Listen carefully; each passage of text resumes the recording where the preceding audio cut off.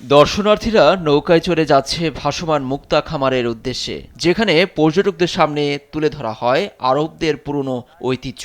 সুয়াইদি pearl ফার্মে পানির নিচে ঝুলে থাকা জালে রাখা হয় মুক্তা জন্মানো ঝিনুক। এরপর মাসের পর মাস নানা প্রক্রিয়ার মধ্য দিয়ে প্রস্তুত হয় মুক্তা। 1940 was the last year of pearl diving.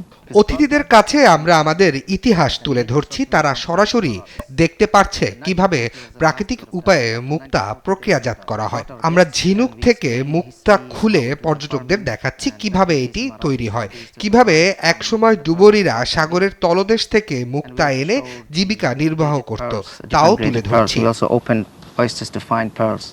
একসময় সংযুক্ত আরব আমিরাত, কুয়েত এবং বাহরাইনের উপকূল জুড়ে বসবাসকারী মানুষের আয়ের প্রধান উৎস ছিল মুক্তা আহরণ। জেলেরা 40 মিটার পানির নিচে ডুব দিয়ে ঝিনুক তুলে আনত।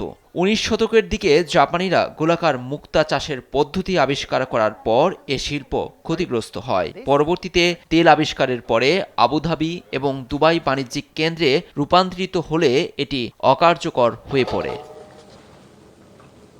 খামারগুলোতে ঝিনুকের মধ্যে সিরামিক বল ঢুকিয়ে মুক্তা চাষ করা হয়, যেখানে মাদার অব পার্ল নামক রেশমি স্তর দিয়ে ঢেকে রাখা হয়। বিরল হওয়ায় প্রাকৃতিক ও মুক্তাগুলো লাখ লাখ ডলার পর্যন্ত বিক্রি হয়ে থাকে। নিউজ ডেস্ক, দেশ টিভি।